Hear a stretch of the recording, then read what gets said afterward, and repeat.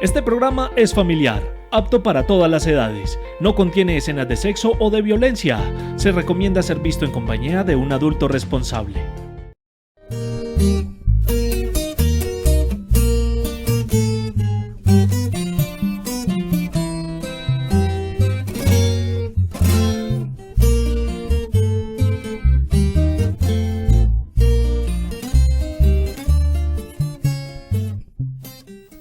Como en los mejores momentos, en los momentos de cultura, nos reunimos aquí, en el máximo escenario de la cultura de nuestro municipio, en el Teatro Santa María de Jericó, de la Casa de la Cultura, Monseñor Pompilio Gallego Arboleda. Con el saludo muy especial para todos ustedes, con quienes compartimos esta tarde de cultura, esta tarde y este momento en el que todos nos vamos a enriquecer de una forma extraordinaria en este maravilloso conversatorio que vamos a sostener, o que el maestro Jaime Vélez va a sostener esta tarde con un gran maestro de Antioquia, con el maestro Víctor Gaviria.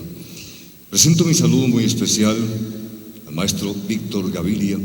Nos complace sobremanera recibirlo en esta, la que es Atenas del Suroeste, la bien ponderada Atenas del Suroeste, Jericó. De igual forma, a nuestro maestro directo y amigo ahora en casa, Jaime Vélez, quien compartirá este conversatorio de una forma agradable y amena, para que todos sintamos esa cercanía, esa empatía, ese contacto con la vida y obra de este gran maestro antioqueño.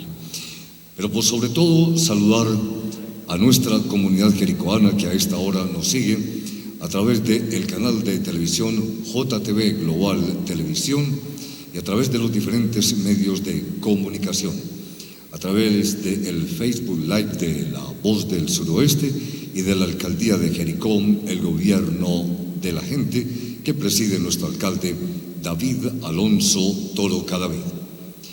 Con especial consideración presento mi saludo a todos ustedes quienes hacen parte de este gran semillero de periodismo y medios de comunicación denominado la Gran Alianza de Medios, a los acompañantes, a la gente de producción, a mis compañeros de la Administración Municipal de Jericó, el gobierno de la gente, que esta tarde están con nosotros aquí compartiendo en el Teatro Santa María de Jericó. Queremos decir que la Gran Alianza de Medios está compuesto por Radio Santa Bárbara, que origina en el balcón del suroeste del departamento de Antioquia, Santa Bárbara, de La Voz del Suroeste, que tiene su asiento aquí en esta Atenas del Suroeste de Jericó, de JTV Global Televisión, nuestro canal de televisión, a Primares Producciones y a Despejando Dudas, que es un portal web. El del día de hoy, es uno de los conversatorios que se vienen realizando dentro del marco teórico del semillero La Gran Alianza de Medios.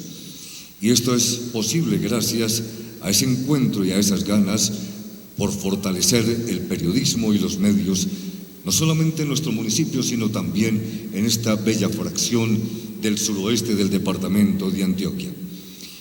Para esta conversación en la tarde del día de hoy, nuestro gran amigo Jaime Vélez, él dio la semana anterior una conferencia especial sobre la entrevista, la noticia y la historia del periodismo con este maravilloso grupo que compone este semillero en nuestro municipio de Jericó.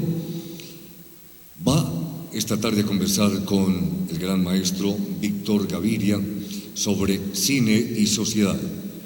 Hoy, como ya lo dije antes, entonces Jaime Vélez será el moderador. Él es exdecano de la Facultad de Comunicaciones de la Universidad de Antioquia, exdecano de la Facultad de Comunicaciones del Politécnico Colombiano Jaime Isaza Cadavid, académico antioqueño por demás, muy cercano a la vida y obra del maestro Gaviria. Con esa empatía y con esa cercanía, entonces va a ser muy fogosa esta tarde, esta maravillosa conversación. Hablarán sobre cine y sociedad, sobre la cinematografía de Víctor Gaviria, el impacto que ha tenido en Colombia y en el exterior con cada una de sus producciones, de las que ya tendremos el momento para conocerlo. Pero antes, permítame presentar un saludo cordial a nombre de nuestro alcalde David Alonso Toro Cadavid, en la distancia, viajando a esos compromisos en su agenda de gobierno. Tiene ahora una reunión con alcaldes en el municipio de Caramanta, rápidamente tuvo que salir, pero aquí está en su representación nuestro secretario de Educación, Cultura y Turismo en el gobierno de la gente, nuestro compañero Juan Pablo Moncada Carvajal, quien dirigirá las palabras de saludo a quienes asistimos a esta maravillosa conversación. Buenas tardes, señor secretario.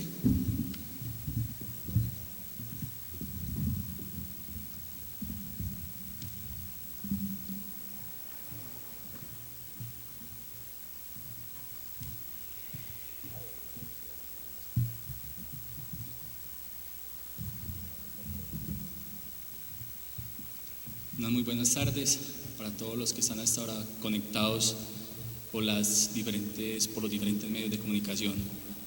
Un especial saludo, Víctor Gaviria, Jaime Vélez. Es un honor realmente para el municipio de Jericó tenerlos acá. Realmente la trayectoria cultural, de escritura, de poesía, de cine, de guiones, y la representatividad que usted tiene a nivel departamental, nacional y obviamente muy reconocido a nivel mundial.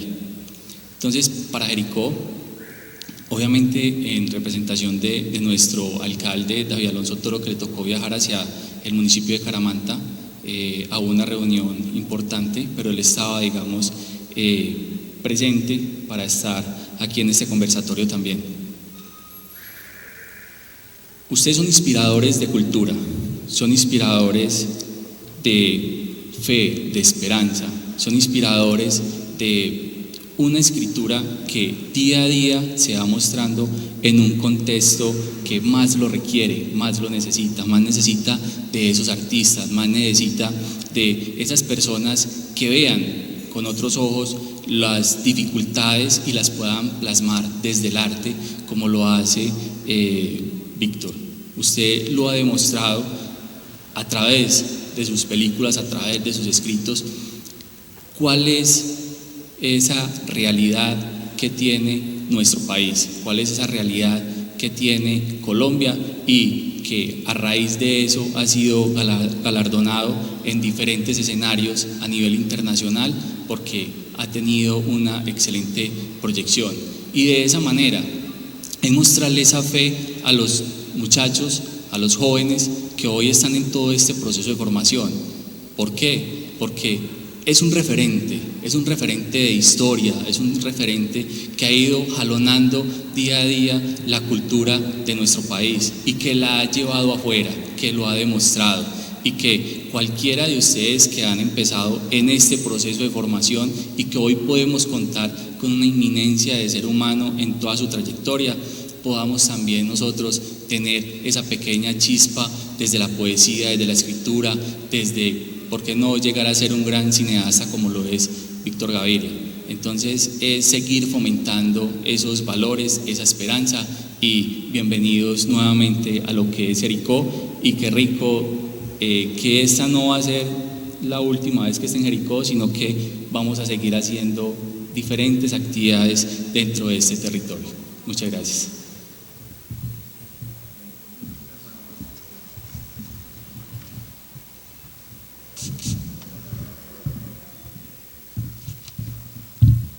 Muchas gracias, secretario, por transmitir su saludo a nombre de la Alcaldía de Jericó y hacer el recibimiento. En Jericó tenemos una condición especial, es decirle a ustedes que son siempre bienvenidos, y esto lo hacemos con un aplauso para ustedes que nos traen esta maravillosa conversación esta tarde. Con todo respeto, el espacio lo tiene entonces quien coordinará esta conversación, nuestro gran maestro Jaime Vélez, con Víctor Gaviria esta tarde. Buenas tardes y bienvenidos. Muy buenas tardes para todos ustedes, para Oscar, para el señor secretario, para todos los que nos están acompañando y están en este momento también en sintonía a través de las redes sociales y el canal comunitario. Y yo creo que el placer es para nosotros, ¿cierto, Víctor? No, claro que sí. Jaime, gracias a ti por haberme invitado. Venir a Jericó siempre es una experiencia por el campo que lo rodea y por esta ciudad tan maravillosa, llena de rincones, de lugares. Y vamos a hablar de cine, vamos a hablar un poco pues de mi trayectoria. Muchas gracias por darle la importancia que me han dicho. Gracias al señor secretario por la recepción, por las palabras.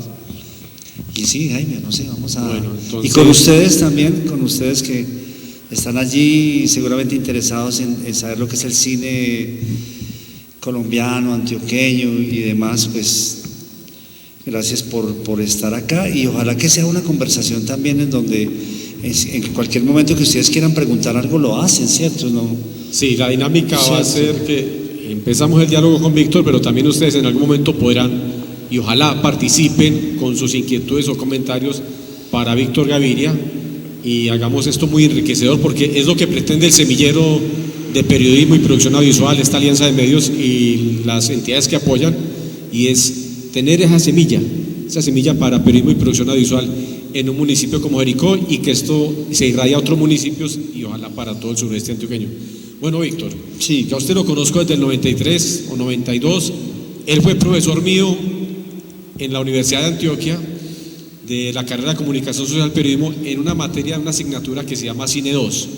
Recuerdo que la veíamos los jueves de 12 del día a 4 de la tarde. Entonces más o menos hace ya bastantes años que he tenido relación con Víctor desde que fui profesor, luego colega, luego en proyectos audiovisuales, luego como decano logramos hacer algunas cositas en pro del cine, sobre todo para el occidente antioqueño con el Festival de Cine Santa Fe Antioquia. Entonces empecemos, Víctor, y ojalá ustedes aprovechen mucho al gran maestro que tenemos hoy en la tarde, Víctor Gaviria González. Sí. Pero que ahí todos lo conocemos como Víctor Gaviria. Cuéntenos del González.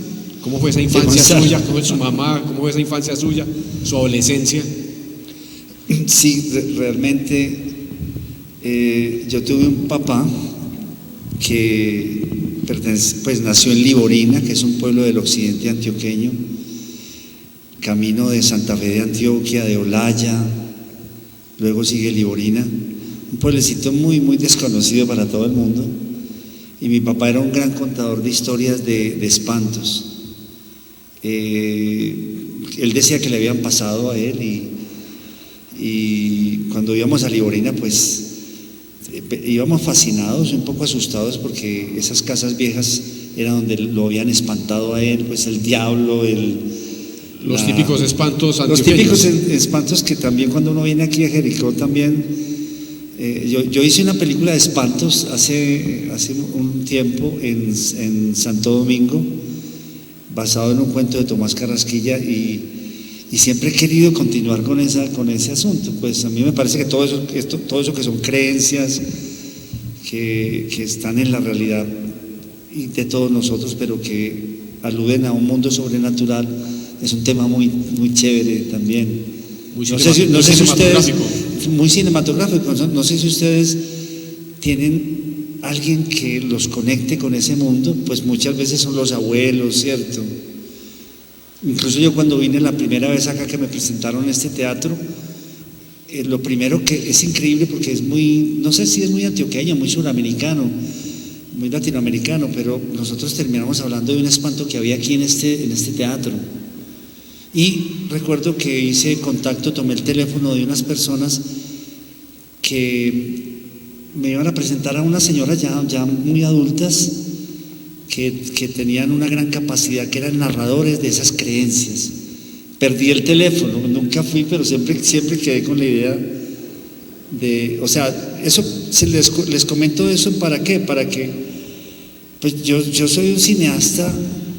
Vamos a ir hablando un poco de toda esa historia, ¿cierto? Pero que siempre estoy muy cerca, digámoslo, a lo que yo llamo la realidad. Y la realidad, por ejemplo, son esas creencias. Bueno, pero hablando de mi infancia y adolescencia, mi papá era una persona que también con unos amigos compraron unas cámaras. Mi papá era médico, compraron unas cámaras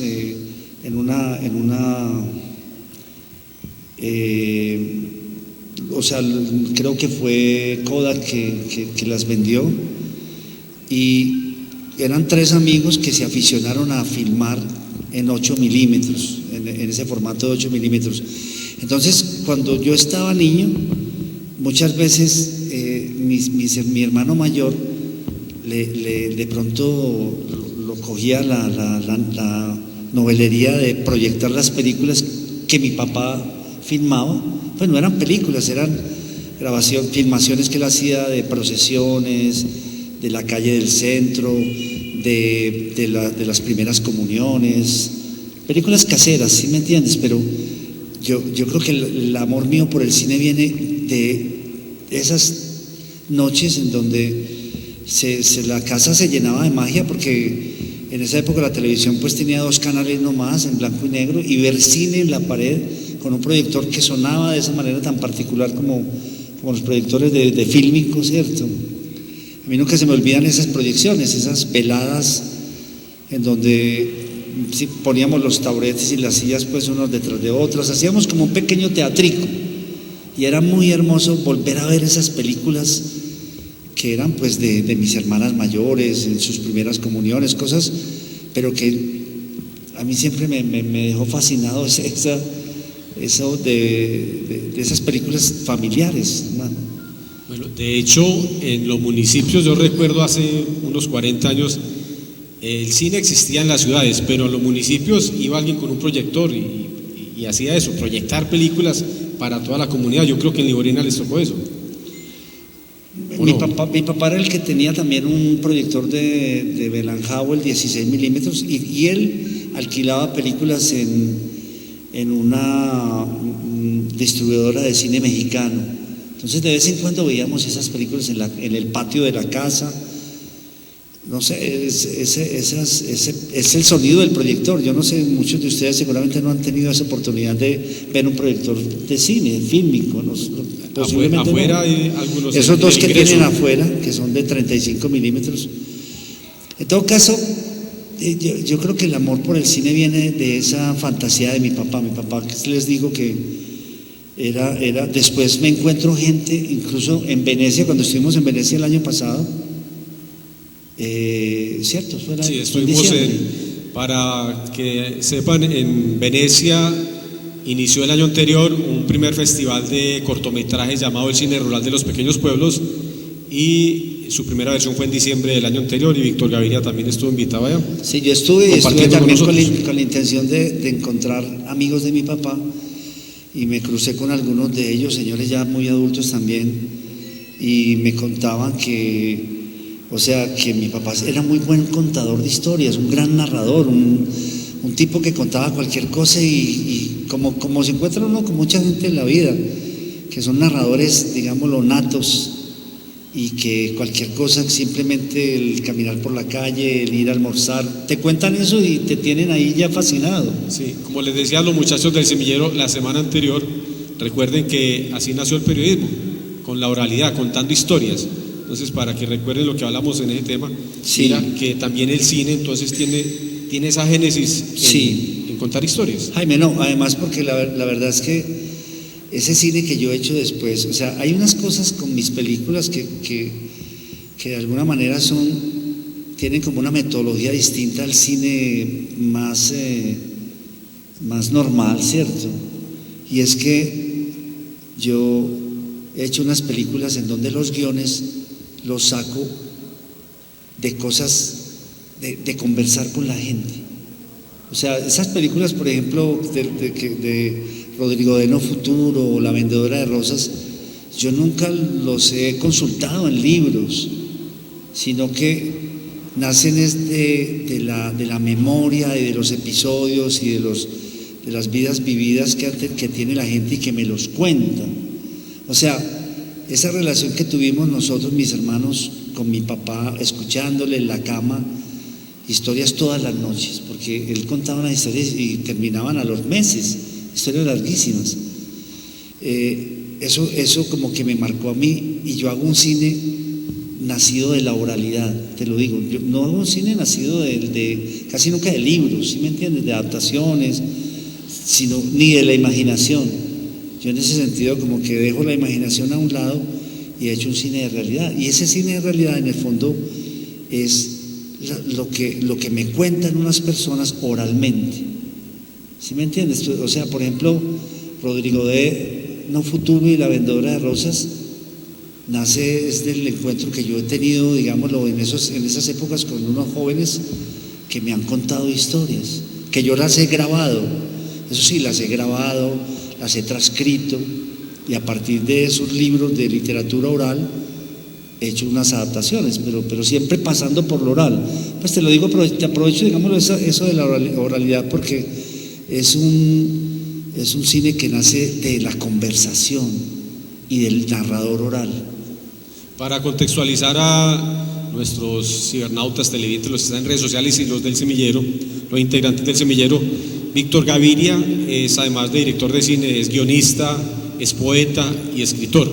Entonces, por lo que vemos, mucha de su obra viene, o gran parte de su obra viene desde la oralidad de esas conversaciones, y en sus pergaminos, en su haber, tiene realizaciones cinematográficas como Rodrigo de No Futuro, La Vendedora de Rosas, La Mujer del Animal, Sumas y Restas y Simón el Mago, por citar algunas. Sí. Entonces, él ha reflejado la tradición, la historia, la idiosincrasia de este pueblo, la realidad social, que es el tema que nos ocupa también esta tarde, cine y Sí, sociedad. porque estamos hablando de cine y sociedad, ¿cierto? Claro. Entonces, ya vemos cómo te llegó entonces el bichito del cine, con todo Pues lo que sí. nos cuentas a través de tu papá, Sí. de las proyecciones. ¿En qué momento Víctor decide, yo voy a ser cineasta? No, entonces yo voy a la Universidad de Antioquia, empiezo a estudiar psicología, conozco también allá a unos profesores que son poetas, tienen una revista que se llama Acuarimántima, que es el título de un poema de Porfirio Barbajacó. Entonces, en ese grupo de redacción de la revista Acuarimántima, conozco unos poetas que yo los menciono para que ustedes de pronto tengan la intención de leerlos. Son poetas, digámoslo, de los años 70, 80. Uno de ellos, se los recomiendo, anoten el nombre si pueden, se llama José Manuel Arango, se murió en el año 2001, hace ya, no estaba, pues estaba relativamente, no estaba muy viejo para nada, tenía la edad mía que tengo ahora, pues digámoslo. Y conozco a ese gran poeta, es un gran poeta, incluso tiene una influencia enorme en toda la poesía colombiana, en toda la poesía antioqueña. Son unos poemas pequeños, pero que les aconsejo que lo busquen. Y conozco allí a un poeta del barrio Castilla, que llegó a la revista antes de que yo entrara. Cuando yo entro a la revista, él ya estaba allí, que se llama Elí Ramírez, y se llamaba Elí Ramírez, el gran poeta, y es un muchacho de barrio que de pronto llevó unos poemas que se publicaron en la revista, y la revista pues tenía como un sello editorial, y sacó un libro que a todos nos cambió la visión que teníamos de Medellín. No sé si tú, Jaime, también recibiste un libro que se llama En la parte alta abajo, y es un poco como la parte alta es toda esa montaña que después se convierte en la comuna noroccidental, pero abajo de la montaña estaba Castilla. Entonces él cuenta toda desde que su mamá compra un lotecito y hacen un ranchito, y toda esa vida de barrio él la tiene en ese libro y en todos los otros libros, pero sobre todo en ese libro que se llama En la parte alta abajo. Entonces el libro cuenta la historia de unos muchachos, de unos camajanes de barrio de invasión, ¿cierto? Muy, muy pobres. Y ese libro a mí no solamente me cambia, digámoslo, la visión de la poesía, sino que años más tarde, cuando yo empiezo a hacer cine, me va a ayudar, va a ser un puente muy importante para hacer esa película que es mi primer largometraje, que se llama Rodrigo de No Futuro. Pero entonces, ¿cómo llego yo al cine? Estoy de poeta en la revista Acuarimántima, conozco a Elí Ramírez, pero no sé, un día la hermana mía que estaba en Chicago se había ido a vivir a Chicago con su esposo, a buscar vida pues por allá, me mandó una camarita de Super 8, o sea, un formato muy parecido al que mi papá utilizaba para hacer sus grabaciones familiares, sus filmaciones. Entonces me escribe una carta y me dice: ahí te mando, Víctor, ahí te mando esta camarita, acordate de mi papá cómo filmaba. En ese momento nosotros en Medellín, digámoslo, había en el año 73, estamos hablando del año 78, 79, durante esa década había ocurrido en Medellín una cosa muy, muy especial, y era que los cineclubes a los que íbamos en la universidad, que eran cada sábado, ¿cierto?, veíamos una película semanal, una película, digámoslo, de autor, una película importante en la historia del cine, era una película, digámoslo, de la nueva ola francesa o del neorrealismo italiano. Una de esas películas se llamaba, por ejemplo, Umberto D, del cual ese D lo saco yo después para hacerle un homenaje en Rodrigo D. Pero en Medellín lo que se da es una cinemateca que fundan dos muchachos amantes del cine, que se llaman Pacholo, que son Pacholo Espinal, ¿cierto? Espinel. El Subterráneo. El Subterráneo. Una cinemateca que se llama El Subterráneo, que ellos lo fundan en un teatro de barrio en el Poblado, que era un teatro parroquial, pero ahí fue que todo el mundo empezó a ver las películas. No es como ahora que ustedes tienen la posibilidad de encontrar cualquier película. En esa época era impresionante ya uno ver todo el cine norteamericano, el cine francés, ver a Fellini, ver a Pasolini en ese cineclub, en esa cinemateca. Entonces, cuando mi hermana me regala a mí esa cámara, yo ya era una persona afiebrada por el cine, me mantenía en el Subterráneo viendo las películas, y entonces el Subterráneo convocó al primer festival de cine subterráneo. Entonces Medellín, que era una ciudad en donde se veía cine, en los cineclubes, y donde estábamos ya aprendiendo cine de una manera más orgánica en la Cinemateca del Subterráneo, de pronto convocó a un primer concurso o festival, primer festival de cine subterráneo, y yo no sé por qué cogí la camarita, hermano, y me fui con mi amigo poeta José Manuel Arango, que me llevó a una institución de niños ciegos en Campo Valdés, y yo no sé por qué yo llegué a esa institución y empecé a filmar. Era una camarita muy precaria, muchachos, era una camarita que incluso yo la tengo todavía, que es como una camarita, que es una pistolita pequeña, un poco como de juguete. Entonces yo empecé a filmar al hermano que cuidaba a los niños. Empecé a ver cómo los niños bajaban las escaleras, eran niños ciegos que veían como sombras, unos más que otros. Empecé a filmar un poco sin que ellos se dieran mucho cuenta, aunque ellos se daban cuenta, pero yo me iba a los dormitorios y los filmaba oyendo música, emocionados, casi temblando de la emoción, oyendo cualquier canción que para ellos era como tan importante. En todo caso, voy a la piscina y los veo en la piscina tratando de zambullirse, tratando de no perderse en la piscina, pegados de los muros. Los veo jugando fútbol sonoro con unas peloticas llenas de tapas que sonaban, jugando chucha en los recreos, cosas muy sencillas, pero que la camarita al filmarlas las hacía tan bonitas, tan interesantes. Escuchen, muchachos, lo que dice Víctor. Él empieza con una cámara de un formato, los distintos formatos que han evolucionado para la producción audiovisual, una cámara 8 milímetros. Hoy en día ustedes tienen en sus celulares cámaras muy sofisticadas. Víctor, con lo que nos cuentas, ellos podrían empezar también a grabar. Todas las historias son susceptibles de grabar y llevar a la producción audiovisual. En ese momento, digámoslo, yo me sirvió el hecho de pensar que iba para un festival. Yo no sé por qué a mí se me metió, no lo entiendo bien, la idea de filmar una película. Yo iba a cine, pero nunca había estudiado nada de cine.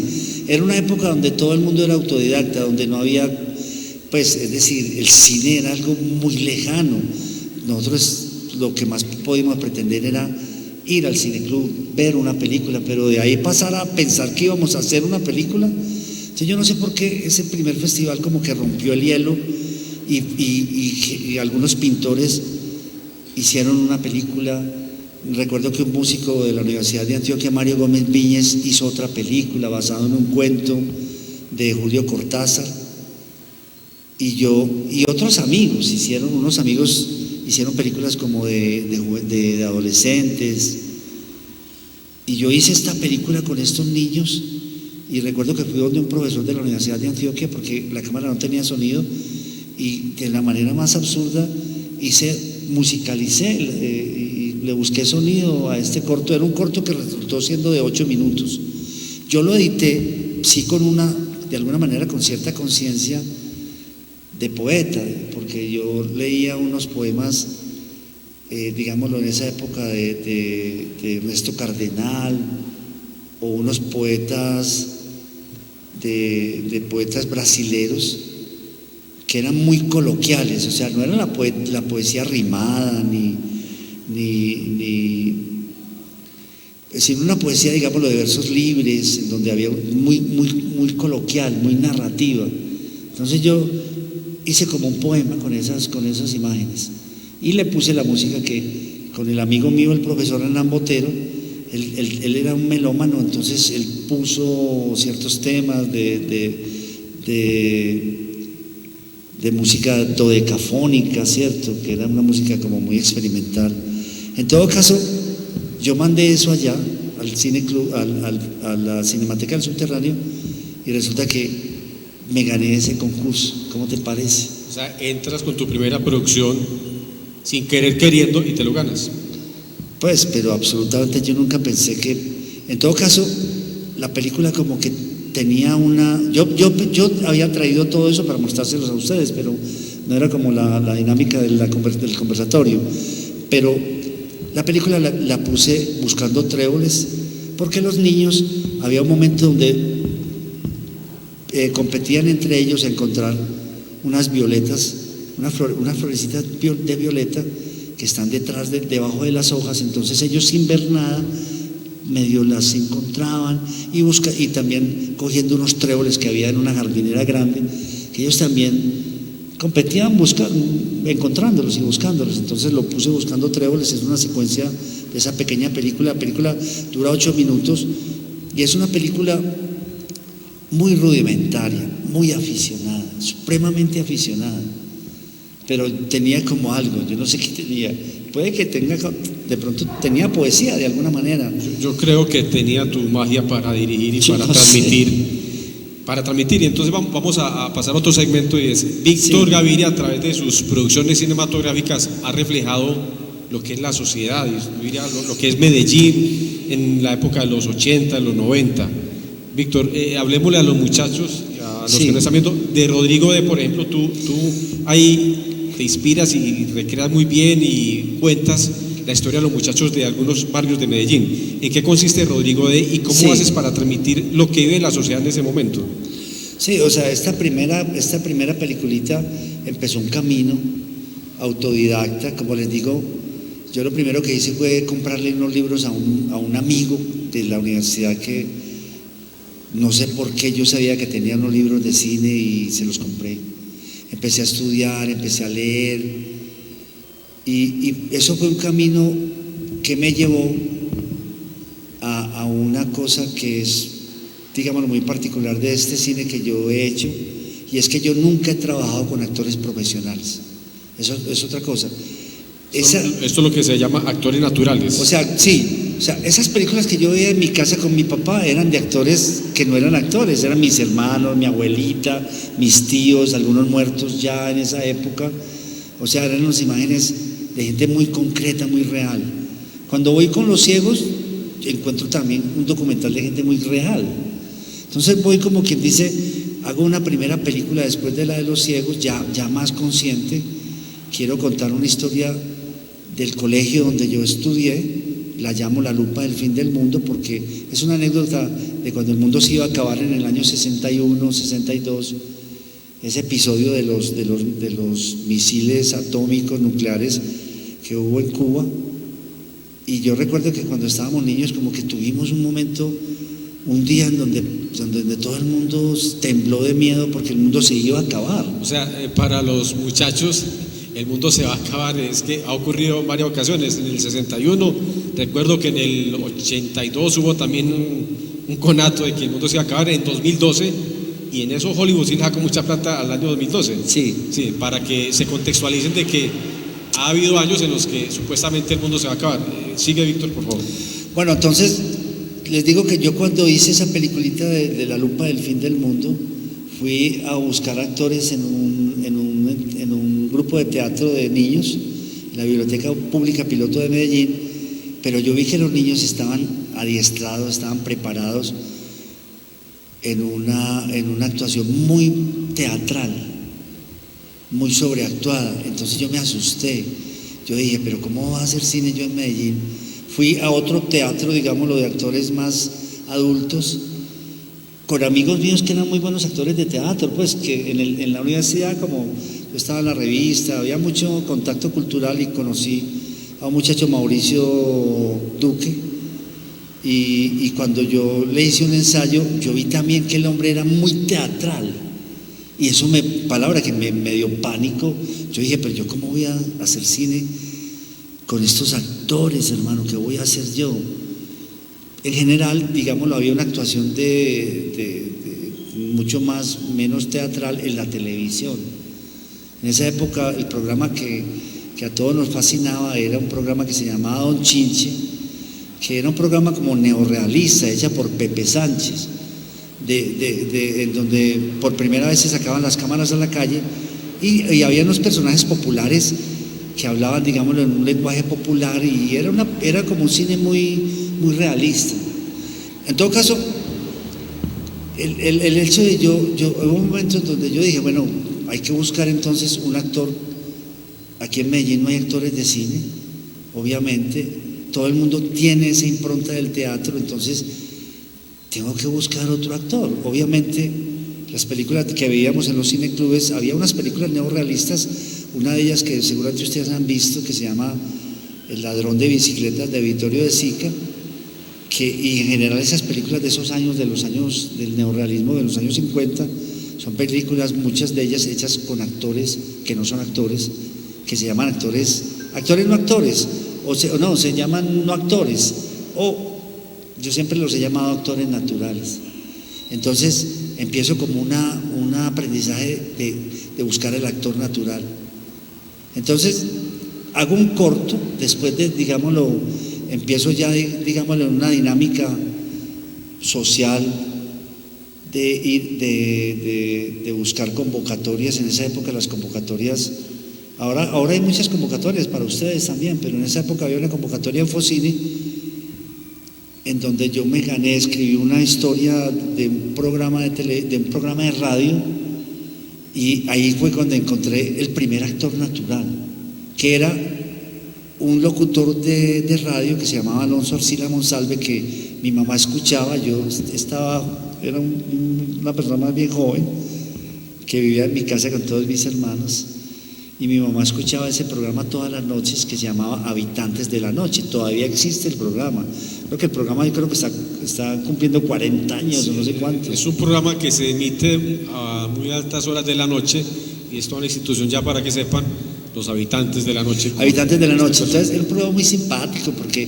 Alonso Arcila hablaba con gente a las 2 de la mañana. Yo no sé por qué yo en esa época me quedaba leyendo, escribiendo, y a las 2 o 3 de la mañana hablaba con unas obreras por allá de una fábrica en el turno negro, pues, de la noche, o hablaba con niños que no sé por qué se trasnochaban, hermano, haciendo tareas. Era muy chistoso, y hablaba de pronto con prostitutas o con taxistas. Y entonces yo escribí un guioncito y lo mandé a una convocatoria y gané. Entonces fui donde él y le dije, Alonso, él era un tipo muy simpático, todavía es un hombre ya de pelo blanco, pero en esa época estaba muy joven, y era un locutor muy simpático, y ahí fue que yo conocí el primer actor natural, porque yo a él le dije, Alonso, hermano, mire, este es el guión, la historia es la historia suya de todos los días, hermano.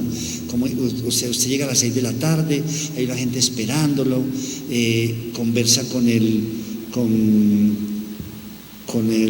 máster pues que le hace el programa, y empieza el programa. Y el programa, yo no sé por qué yo me inventé en esos días una historia de unos pelados que robaban bicicletas a celadores. Los celadores llamaban al programa y los pelados robaban las bicicletas para sacar a un peladito que estaba en un hospital de salud mental en el pabellón de drogadicción. Entonces iban a sacarlo.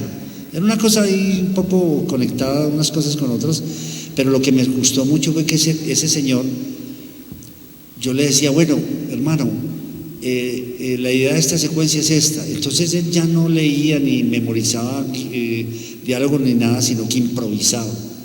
Entonces después lo que me pregunta Jaime, y es lo que yo también quiero contarles, es de esa película que se llama Rodrigo de No Futuro, que me imagino que ustedes no la han visto, y yo también los invito a que la busquen y la vean. Es una película que de alguna manera cambia el cine de Colombia, ¿cierto? Totalmente. Sí, se lo digo le dio sin pretensión de ni nada. 180 grados al cine colombiano. Un giro de 180 grados le dio. ¿Por qué? Porque resulta que yo me voy, ¿qué te digo? Después hago una película, un corto también sobre ferrocarrileros, y cuando yo trato de buscar cuál es el mundo del ferrocarril, no encuentro ningún libro sobre el ferrocarril. Entonces voy a buscar los actores, ya tengo la idea de que yo tengo que buscar los actores naturales. Entonces muy fácil, Jaime, encuentro unos antiguos jubilados del ferrocarril, y cuando converso con ellos me doy cuenta que ellos son los que tienen todas las historias. Esas historias no estaban en los libros, no había registro de esas historias, estaban en las cabezas de estos señores. Entonces empiezo a hablar con ellos. Ahí empiezo como a elaborar la idea de lo que es el actor natural. Todo esto me lleva a mí a hacer unos cortos, a aprender lo que es, digámoslo, narrar en cine. Empiezo a trabajar también con unos amigos que alguno de ellos es fotógrafo, uno de ellos es director de arte. O sea, el cine también es una experiencia colectiva. Es posible que alguien pueda hacer películas solo, ¿cierto? Sobre todo ahora que hay celulares y demás. Pero en la experiencia mía, el cine siempre fue una experiencia colectiva. Entonces, desde el comienzo siempre me reunía con el fotógrafo, me reunía con el productor, me reunía con el sonidista, con el vestuarista o el director de arte.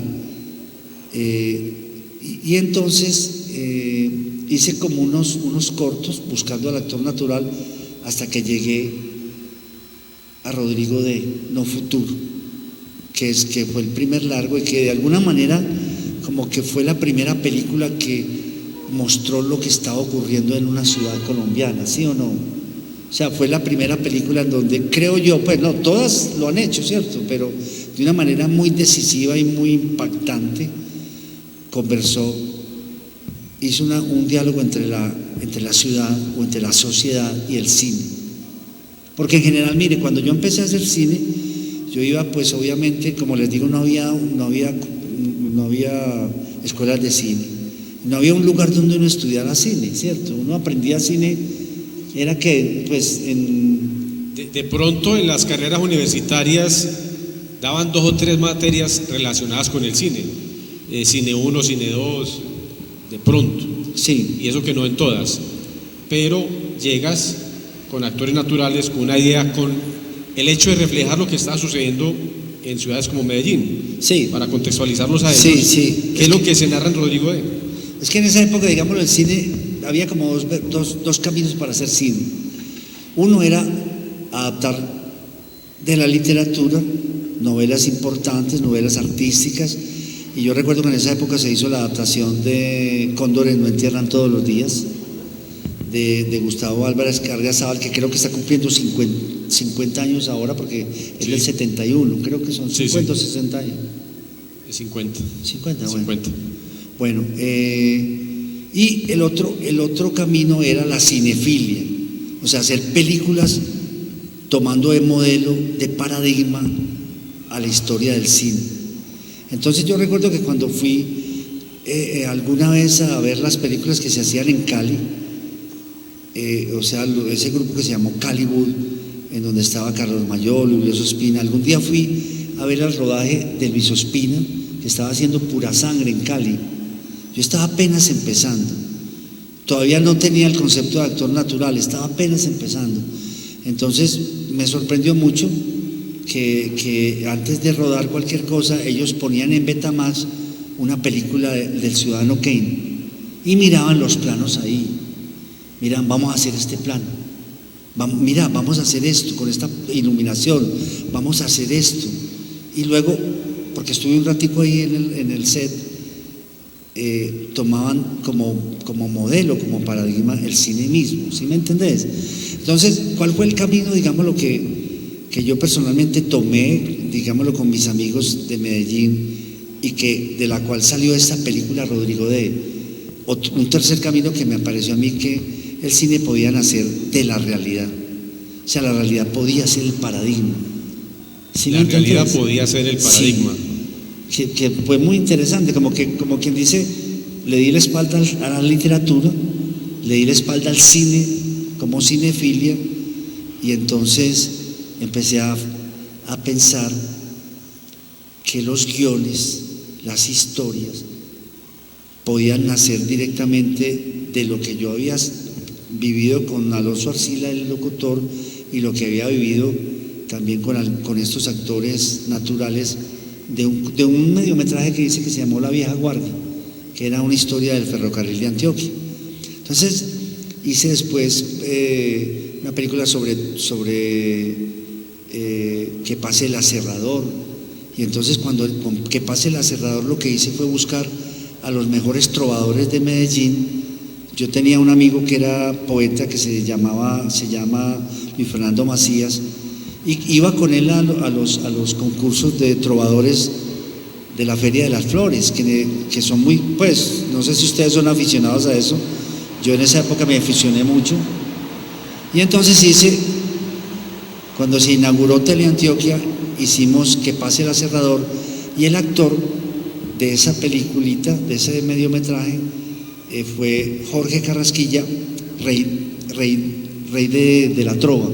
Rey de la trova. Sí, recordamos que Teleantioquia lo fundaron el 11 de agosto del 1985. Del 85, o sea, imagínense que yo hice mi primer corto en el 79, estamos en el 85, hice Que pase el aserrador. El cuento es un cuento muy lindo, es un cuento, pues, yo les digo que di la espalda a la literatura, pero no es verdad, porque hice ese cuento. Porque ese cuento, digámoslo, quien dijo quien lo propuso fue Belisario Betancourt, que era presidente y que fue el que promovió el canal de Teleantioquia, y él, digámoslo, puso la tarea de que se inaugurara el canal con Que pase el aserrador. Y de hecho había mucho por hacer, sobre todo en esa época. Ahora hay mucho para hacer, pero en esa época mucha gente pasó de la radio a hacer televisión. Sí. Cierto, que fue algo que se dio en el momento porque era lo que había que tomar en su momento histórico. Pero llegan personas como tú con algo ya muy visual, listo y preparado para elaborar. Pero mira que yo no busco actores profesionales, yo busco a este trovador. Y el segundo trovador que también nos ayudó mucho fue John Jairo Pérez. John Jairo Pérez, que es Don Ebrio. No sé si ustedes oyen en diciembre a Don Ebrio en Olímpica Estéreo. En Olímpica Estéreo se llama. Es un personaje radial que se llama Don Ebrio, y que es John Jairo Pérez. Víctor, acá tenemos un trovador también a tu mano derecha, a Jorge Luis Montoya Suárez. Él es trovador también y cantante. Ya, bueno, yo aprecio mucho los trovadores. En esa época, entonces yo me reuní con Carrasquilla, rey de la trova, y entonces yo le dije, hermano, y John Jairo Pérez también nos hizo la música, y John Jairo Pérez, que es una leyenda en este momento, porque no hay un tipo más talentoso en la radio y más chistoso y más desabrochado que John Jairo Pérez, ¿cierto? Pero el personaje de Que pase el aserrador, ojalá, no sé si ustedes han tenido oportunidad de leer ese cuento, es uno de los cuentos antioqueños más tradicionales, y más hermosos. Si no se los han puesto de tarea, por favor búsquenlo, que pase el aserrador. Yo les pregunto, ¿quién se ha leído aquí que pase el aserrador? De ustedes, que levante la mano. Bueno, pero me da envidia de ustedes porque van a leer un cuento extraordinario. Y es un cuento de un paisa, o sea, cuando se discute, ustedes ven que nosotros como paisas somos una cultura muy discutida, muy polémica, muy discutible, porque a raíz del narcotráfico, pues de alguna manera como que ese ser tradicional del antioqueño, de la cultura antioqueña, pues nos hizo quedar muy mal en todo el mundo, ¿cierto? Porque ese ser que buscó plata de cualquier manera, ¿cierto? Como el dinero fácil. El dinero fácil. En todo caso, que pase el aserrador, lo que les quiero decir es que el personaje del cuento es un tipo que llega, se vuelan, está con o sea, están en la guerra de los 1000 días y de pronto se convierte en desertor, desertan con otro indio boyacense y se escapan por las selvas del Nus de Antioquia y llegan por allá ya a punto de morir de hambre, llegan por allá como a una especie de finca, digámoslo, que está al otro lado del río, y entonces ellos muertos de hambre sabían de esa finca, entonces le preguntan, estamos en las, no sé qué, en las fincas del Nus, dice, aquí es, entonces de pronto les gritan desde el otro lado del río, les gritan, aquí no necesitamos peones, sino solamente aserradores. Entonces el hombre sin pensarlo dice, yo soy aserrador. Y el otro dice que es peón nada más y solamente pasa a través de una tarabita. Y es la historia de un tipo que empieza a hacer trovas y empieza a contar cuentos de brujas y empieza a encantar la familia de un francés que vive en esa finca, en una finca pues de colonización, y para mí fue uno de esos pasos muy, muy importante porque Jorge Carrasquilla hizo un papel extraordinario, no siendo actor, ¿sí me entiendes? Hizo un papel, ¿por qué? Porque él trajo, digámoslo, de toda su vida de trovador y toda la tradición antioqueña, porque en esa época yo me imagino que todavía los trovadores son unas personas que están comunicados con la tradición antioqueña de todo tipo de creencias, de historias, de cuentos. En todo caso, Jorge Carrasquillas hizo un papel maravilloso. Y entonces cuando terminamos esa historia, ahí empieza la historia de Rodrigo de No Futuro. Resulta que yo ya tengo la idea de que se pueden hacer películas con actores naturales.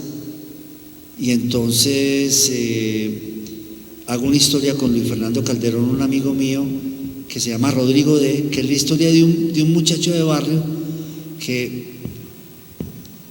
se le muere la mamá y cae en una depresión tan tremenda y cae en una especie de peregrinación por Medellín tratando de averiguar quién es la mamá y demás, pues buscando las amigas de la mamá para que le hablen de ella. Pero él termina en una depresión tan tremenda, peleando con la hermana y un poco bajo el cuidado del papá, pero termina subiendo a un edificio y tratando de tirarse de un piso 20º. El emblemático Coltejer.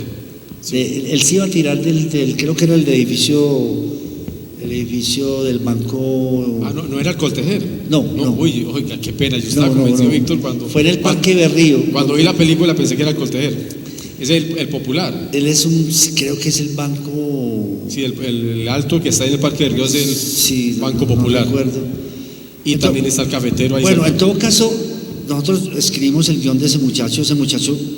Esa crónica la escribió también una amiga nuestra. Y escribimos el guión de este muchacho que se va a tirar del edificio del Parque de Berrío, y entonces lo salva una señora. Una señora de pronto empieza a conversarle, ¿usted por qué se va a tirar? ¿Usted qué le pasó? Él le cuenta a la señora, lo distrae al punto de que un policía lo coge y lo entra, y ahí termina la película, ¿cierto? El guión. Pero entonces, ahí nace Rodrigo de No Futuro. ¿Por qué nace Rodrigo de No Futuro? Porque de pronto enviamos el guión a un premio de Focine, ganamos, digámoslo, la posibilidad de hacer la película, y entonces estamos en plena década del 80, y está la ciudad, digámoslo, impresionada y escandalizada por la aparición de unos personajes que participaban como autores materiales en unos asesinatos brutales, muy significativos para la sociedad, porque eran asesinatos de jueces, de magistrados, de defensores de derechos humanos, del ministro Lara Bonilla, cuando cogen a los asesinos del ministro. El 30 de abril de 1984. Eso fue en el 84, cuando cogen a los asesinos, se dan cuenta que son antioqueños, son de las comunas de Medellín y son menores de edad, y son unos muchachos que han sido contratados por unas oficinas del cartel, les han prometido mucha plata para sacarlos de la pobreza, para que saquen de la pobreza a sus familias, pero son unos muchachos totalmente ignorantes, ingenuos y de alguna manera pues arrebatados por una compulsión de que la violencia era un camino para salir de la pobreza. O sea, unos muchachos que todo el mundo se dio cuenta que la ciudad de Medellín, una ciudad católica, había fracasado totalmente, porque eran unos muchachos sin moral, ¿sí me entiendes? Sin ninguna dimensión de moralidad. No les parecía que matar a una persona fuera malo, les parecía, o sea, el mundo del cual provenían esos muchachos, que eran esas comunas, era un mundo totalmente desconocido. Y entonces yo cuando nos ganamos el premio de Rodrigo D., yo les dije a mis amigos: muchachos, vamos a utilizar esta historia de Rodrigo D., de este muchacho que se le muere la mamá y que va por toda la ciudad, pues peregrinando y buscando como alguien que lo saque de esa tristeza, pero vamos a meterle la historia de estos jóvenes de Medellín que están metidos en la violencia. Vamos a hacer una película como una forma de conocimiento para entender qué está pasando en Medellín, año 86. Entonces yo les dije: esto lo vamos a hacer con actores naturales, o sea, vamos a tratar de que estos muchachos de la comuna se acerquen a la oficina de nosotros que quedaba en Santa Gema. Vamos a tratar de que estos muchachos lleguen hasta acá y vamos a hacer una película de actores naturales cuyo guión todavía no conocemos. Fue una cosa muy loca, ¿sí me entiendes? O sea, teníamos como una especie de guión provisional, pero fuimos a buscar una película que no conocíamos. Sí, ustedes tenían en la idea lo que querían realizar, pero no lo tenían por escrito. Pero yo no tenía no sabía de qué iba la película, qué iba a pasar en la película. Solamente sabía que íbamos a conversar con esos muchachos. Esos muchachos de alguna manera nos iban a dar toda la información y los elementos, nos iban a contar cuál era, digámoslo, realmente la narración de ese mundo de las comunas de Medellín, porque ese mundo nadie lo conocía, ¿sí me entiende? Después salió un libro que se llamó No nacimos para semilla, pero salió después de que nosotros hicimos la película, en el año 90. Alonso Salazar. De Alonso Salazar, porque esta película nosotros la rodamos en el 86. Entonces, mire, por una búsqueda interminable, testaruda, incesante de esos actores. Obviamente cuando nosotros la película era producida por Focine, y entonces cuando llegaba el productor nos preguntaba: muchachos, busquen los actores en los grupos de teatro, busquen los actores en Bogotá, busquen los actores entre los actores profesionales. Yo me hacía el bobo, ¿cierto? Y yo les decía: no, vamos a buscar esos actores naturales, gente de los barrios, gente que haya vivido eso.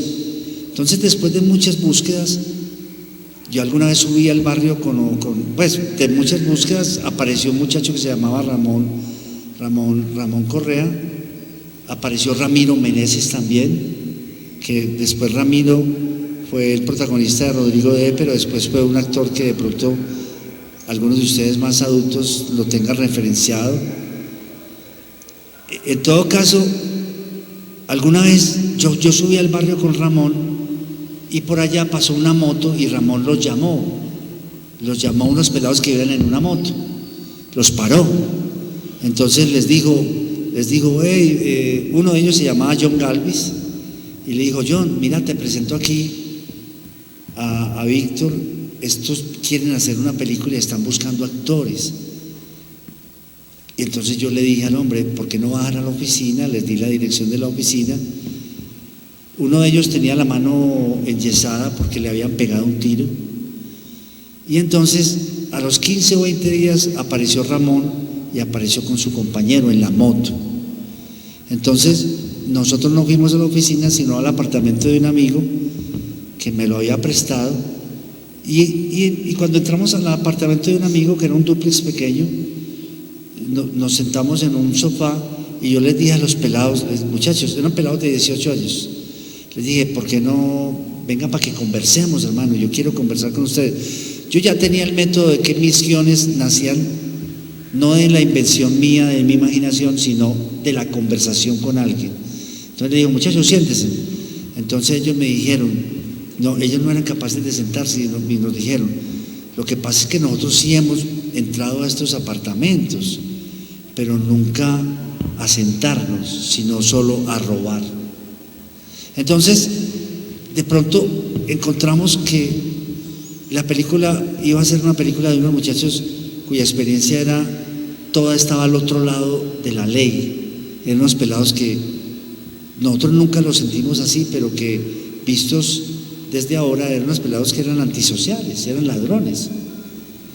Y entonces nos sentamos a hablar con ellos, después fueron a la oficina y yo empecé a grabarlos con ya unas cámaras. Nosotros ya habíamos evolucionado, yo ya no tenía la camarita esa, que la pistolita, sino las cámaras de video para televisión. Habíamos hecho ya el cuento de que pase el aserrador, ya de alguna manera sabíamos algo de cine, ¿cierto? Pues sabíamos. Víctor, para contextualizar a los muchachos del semillero, Víctor ha mencionado varias cosas aquí. Una es Betamax. Betamax era una consola en la que uno introducía películas en alquiler en un casete y las proyectaba en su televisor. Otra, Focine, era el Fondo de Desarrollo Cinematográfico, era una entidad que patrocinaba o daba recursos o generaba recursos para producción cinematográfica. Y otro que nos ha mencionado Rodrigo de No Futuro, una película que él realiza en los años 80 que devela la situación de muchos jóvenes en Medellín que era desconocida por la sociedad. ¿Estamos claros de ahí, Víctor? Sí. ¿Cierto? Entonces, como estamos dirigidos a un semillero de periodismo y producción audiovisual, hace 8 días yo les planteaba a ustedes, o les decía, ¿para qué el periodismo? Entonces aquí, Víctor, como nos has dicho, le dimos la espalda de algún modo a los libros, buscamos historias propias en los barrios, empiezas a dialogar con muchos actores que son actores naturales, otros como Ramiro Meneses, que es un destacado actor, que él pasó desde Rodrigo luego pasó a la televisión y a otras producciones en cine. Víctor, y ahora es director de cine y de ¿para televisión. qué el cine? Como les decía yo a ellos hace 8 días, ¿para qué el periodismo? No, Víctor, ¿para qué precisamente para qué el cine, precisamente, y por eso yo quiero contarles todo esto, porque es otra forma de hacer cine y es una forma en donde ya no es el camino de la literatura únicamente ni de la cinefilia, sino ese camino de la realidad, Y entonces, pues, no saben la emoción que fue todos esos meses de trabajo preparando la película, escribiendo el guión a partir de estas conversaciones. Yo les iba a mostrar hoy, porque yo tengo todas esas grabaciones de este muchacho John Galvis. John Galvis ahí mismo nos contó quién era. Eran unas cosas muy hermosas, porque además yo les decía a los muchachos: mire, vamos a conversar con ustedes, vamos a grabar, nosotros vamos a hacer una película sobre ustedes, sobre lo que ustedes están viviendo en los barrios, y vamos a hacerla, ustedes mismos las van a actuar, pero de alguna manera nosotros queremos saber lo que está pasando en la ciudad, como nadie lo sabe. Los únicos que lo saben son ustedes, porque ustedes son quienes lo están viviendo. Y entonces empezamos ese trabajo de conversación, de diálogo. Esas conversaciones o entrevistas las transcribíamos, hacíamos con esas entrevistas como una especie de libros, digámoslo, de literatura oral, y a partir de ahí íbamos construyendo el guión, el argumento de Rodrigo D., que después se llamó No Futuro, Rodrigo D. No Futuro. Pero ¿qué fue lo interesante? Que hubo un diálogo con una comunidad que estaba totalmente invisibilizada, una comunidad, todas esas comunas, digámoslo, siempre las veíamos desde por allá, desde nuestros barrios, que eran era pues o Laureles, o el Estadio, o San Joaquín, o el Poblado, pues yo era más parte, digámoslo, de ese barrio, de esos barrios de clase media, en donde las comunas quedaban muy lejos. Toda esa gente, toda esa población de las comunas había llegado a la ciudad durante los años 60, 70. Y entonces lo sorprendente es que cuando yo empiezo lo primero que converso con estos muchachos es que ellos, cuando llegan a la oficina, ellos se emocionan porque ven una moto que está estacionada al frente de una casa, y entonces ellos al mismo se excitan y dicen: mira un botado, mira un botado. ¿Qué es un botado? Un botado es una cosa que no pertenece a nadie y que tú puedes cogerla, y que era un poco como la cacería que ellos establecían por en sus barrios y en la ciudad, de encontrar botados. Por ejemplo, vieron otro botado, que era un man que iba por un parque, iba para una tienda donde nosotros estábamos tomando gaseosa, y ellos también lo vieron súper botado. Entonces dijeron: mira un quieto, mira un quieto. ¿Cuál fue la palabra? A ustedes les toca aprender toda esa terminología.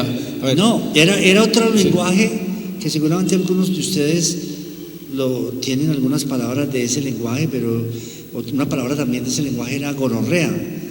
Ya no era hijo de puta, sino que era el gonorrea. Pero es como una enfermedad, o sea, decirle gonorrea era como decirle: vos sos una enfermedad, algo así. Pero era ya dicho en un sentido, sí, eso, era ya dicho como quien dice: este man es una enfermedad, este man es peor que la gonorrea, ¿cierto? Entonces empezamos a conversar con ellos, y la forma como hablaban de las cosas, a través de ese dialecto que después se llamó el parlache. Unos lingüistas de la Universidad de Antioquia, la profesora Luz Estela Castañeda y Nacho Ignacio, es el esposo Ignacio, su esposo, Sánchez.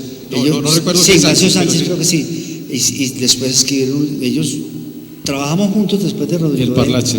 Y ellos de alguna manera bautizaron ese lenguaje de los muchachos de Medellín como el parlache. Pero lo más interesante de todo era que nosotros veíamos como la ciudad, digámoslo, invertida, los valores de la ciudad invertidos. Porque, por ejemplo, la palabra traído, que era para nosotros el regalo del niño Jesús, para ellos era el regalo que la guerra social les daba cuando un enemigo lo encontraban distraído, puchado por ahí. Cuando ellos encontraban un enemigo al que podían matar, eso era un traído. O el traído era también nosotros mismos, ¿cierto? Ellos, cuando fueron a la oficina, ellos después nos dijeron a nosotros que ellos llegaron a la oficina porque nosotros éramos unos traídos para ellos. Hay otra palabra muy de esa época que creo que también rodaste algo al respecto, que es: para uno el paseo es pasear, el paseo, pero para esos muchachos, ¿qué era el paseo? Sí, el paseo era la posibilidad de que alguien que los traicionara para robarles un fierro o un enemigo, llevarlos a un lugar donde podrían matarlos sin que la persona se defendiera de nada. En todo caso, esa película de Rodrigo D. fue para nosotros fue un antes y un después, y para el cine colombiano también fue un antes y un después, porque por primera vez apareció gente real en las películas. Antes eran actores, ¿cierto? Eran actores que tenían obviamente huellas de realidad, pero aquí eran actores naturales que improvisaban. Yo les iba a traer también unos ejemplos, Jaime, de esas improvisaciones, pero era increíble la forma como actuaban estos muchachos, cómo improvisaban sobre las cosas, cómo la verdad era la cámara. Nosotros poníamos la cámara y inmediatamente decíamos acción, y esos muchachos empezaban a improvisar. Y cuando veíamos eso en los ensayos y después en la película, cuando los espectadores vieron la película, la gente no sabía si eso era un documental o era una película. Y además la gente nunca sabía los rostros de estos muchachos, las palabras, lo que vivían, o sea, eso fue realmente un escándalo cuando la gente vio esa película. Víctor, entonces realizas Rodrigo D. Futuro, que es muy galardonada a nivel nacional e internacional, y luego te concentras en qué vas a contar también, que muestre lo que es la sociedad, un mundo que otros no conocen. Lo interesante fue que el cine empezó a dialogar con la sociedad. El cine empieza a dialogar con la sociedad. No solamente porque las historias vienen de unas personas que no son letradas, que no son escolarizadas, que no han estudiado, no han leído nada, pero han vivido su vida y la cuentan de una manera tan apasionante. Eso es otra cosa también del actor natural. El actor natural que tiene unos acervos de experiencias extraordinarios de su propia vida, cosas que no ha leído ni que ha oído, sino cosas que ha vivido. ¿Sí me entiendes? Un poco como mi papá. Mi papá había vivido los espantos, yo los había oído, me los había transmitido a él, pero ahora pues era mucho más profundo, mucho más fuerte esto, porque empezamos, como quien dice, a recibir en la película una cantidad de verdades sociales que no estaban en ninguna parte. Una retroalimentación de la sociedad. Sí, ya. Entonces cuando la película sale, digámoslo, nosotros nos ocurre también una cosa muy bonita para nosotros, y es que la mandamos al laboratorio, pues por cine la manda al laboratorio, y no sé por qué por el laboratorio pasan unas personas que ven la película, y la película de pronto nos avisan que ha sido invitada al Festival de Cannes en el año 90. Entonces, por primera vez una película va al Festival de Cannes, a competencia oficial, y nosotros ni siquiera pensábamos ir a Cartagena, ¿sí me entiendes? Esa fue la primera película colombiana que va a Cannes. No, había habido ya una película que era Cóndores no entierran todos los días, en el 86, y también había ido una película de Pepe Sánchez que se llamaba San Antoñito, también en el 87 creo que fue, pero no habían ido a competencia oficial, sino a otras categorías, sí. En todo caso, pero lo más importante de todo fue que el cine colombiano como que encontró que sí que la realidad, que esta era una realidad de la cual había que hablar, que esta es una realidad en donde había mucha información que nunca llegaba a los libros, a las academias, a las universidades, que había muchas verdades que estaban en la memoria de las personas, en la vida de las personas, en sus recuerdos, y que la verdad estaba increíble, estaba por fuera de las universidades. Víctor, esa es una historia, una verdad que ustedes relatan. Luego llega La Vendedora de Rosas, que muestra otras realidades. ¿Cómo fue el proceso de La Vendedora de Rosas? Que seguramente algunos de ustedes sí vieron, pero otra versión que fue para televisión.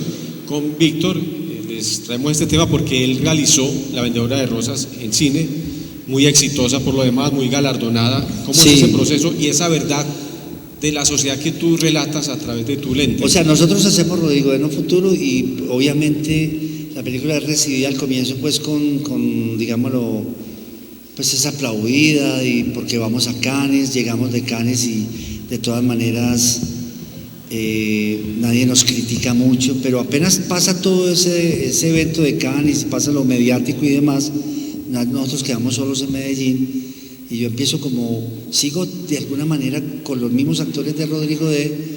y con otros actores, con otras personas de los barrios, alimentando otras historias, pero nos encontramos con que ya nadie quiere saber nada del no futuro.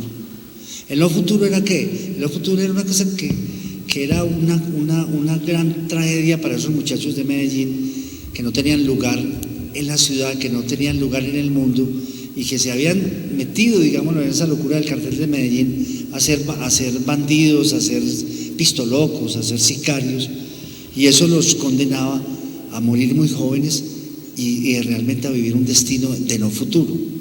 Entonces, esa verdad de alguna manera pues impactó a todo el mundo, nos impactó a todos, nos cambió a todos, pero cuando quisimos hacer una segunda película sobre el tema nos dijeron ya no más, ya pasemos la página, muchachos, ya no más no futuro, ya estamos mamados del no futuro.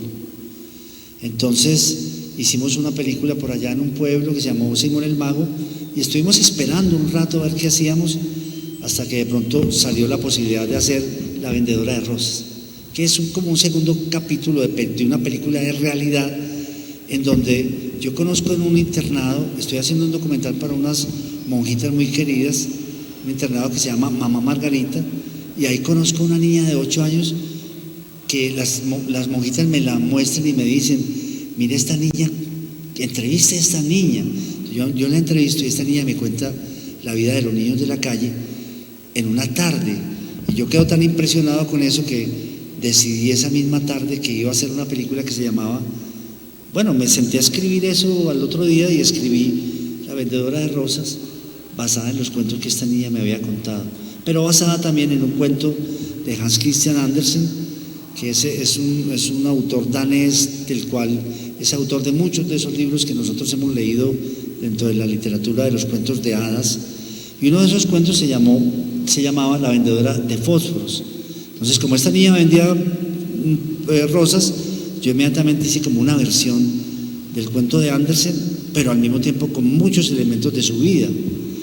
Entonces, yo escribo ese como una especie de argumento, pero me doy cuenta que no hay forma de hacerlo, hasta que pasan los años y un día que yo estoy en el centro, delante del carro en el que yo voy, pasa una niña que es ella, ya no tiene 8 años sino 16, han pasado 8 años, y yo que había estado fascinado con ella, que me había vuelto amigo de ella, porque ella salía de 8, 9 añitos, iba a la oficina, pero nos habíamos dejado de ver, y 8 años después yo me la encuentro en el centro, pasando por delante de mi carro, y entonces la llamo y le digo, Mónica.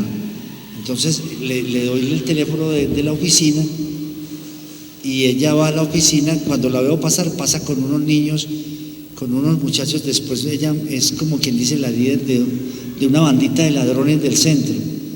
Entonces va a la oficina y ella me dice, no, ya tengo 16 años, Víctor, y tengo ya 2 hijos, y mi vida es de ladrona, y yo ya sufro mucho porque mis hijos se van a quedar huérfanos, porque o yo termino en el hospital, o en la cárcel, o en el cementerio. Entonces, en todo caso, yo le digo a ella que haga de asistente de dirección, y empiezo a trabajar con ella, a escribir esta segunda película de realidad que se llama La vendedora de rosas, que también es una experiencia muy, muy, muy especial para mí, para nosotros, y que también va al Festival de Cannes también, y causa mucho impacto en los espectadores colombianos, ¿cierto? Aquí se revela otra problemática social a estos niños que están en esa condición, y además esto se desarrolla en un barrio de Medellín, si me corrige Víctor, barrio triste.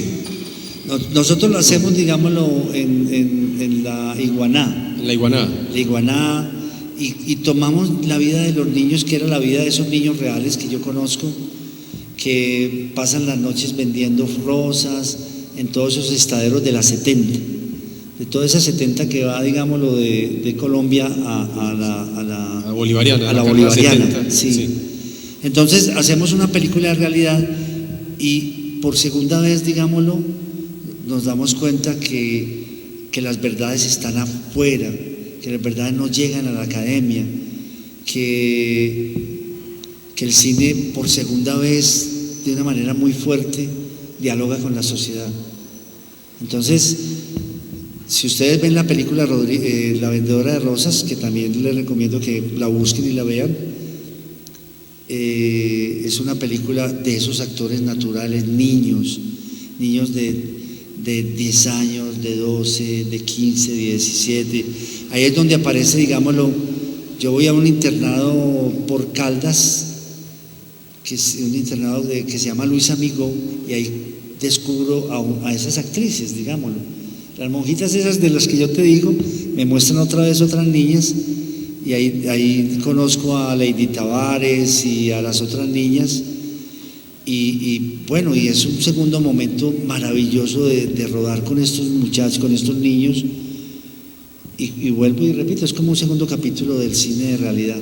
Víctor, como la idea aquí es que conversemos también, no solamente vos y yo, sí. Que conversemos por si alguno de ustedes quiere intervenir y opinar o preguntar sobre esta temática, o aprovechar que tenemos a Víctor Gaviria acá.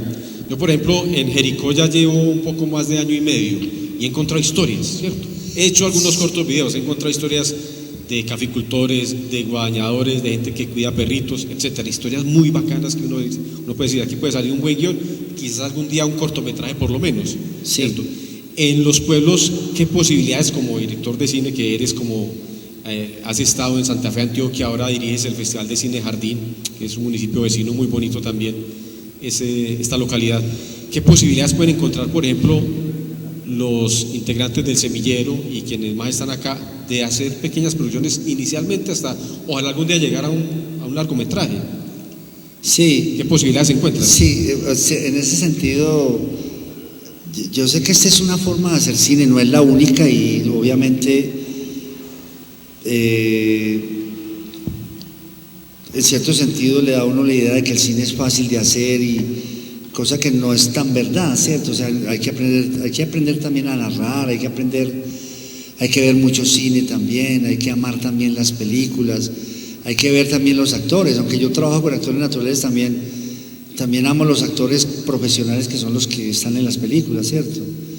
Pero esto como que abre la posibilidad de dialogar con la realidad y con muchas realidades, o sea, no solamente con la realidad social de las comunas de Medellín, sino yo, por ejemplo, les decía que tuve la experiencia de estar en Santo Domingo, un pueblo, eso viene a ser como dije, el nordeste antioqueño, sí, muy acogedor, sí, está como a 2 horas y media de Medellín. Es el pueblo de Tomás Carrasquilla, un escritor muy importante que murió en el 1940, nació en el 1864, creo que es. Sí, con una obra muy generosa, creo que una en el obra muy 2005. extraordinaria. El primer cuento que él escribió se llamaba Simón el Mago, que era un cuento en donde una negra le cuenta a un paisita, pues, que es el Benjamín de una casa católica, le cuenta historias de creencias, de aparecidos, de espantos, y al final le cuenta historias de brujas y de brujos,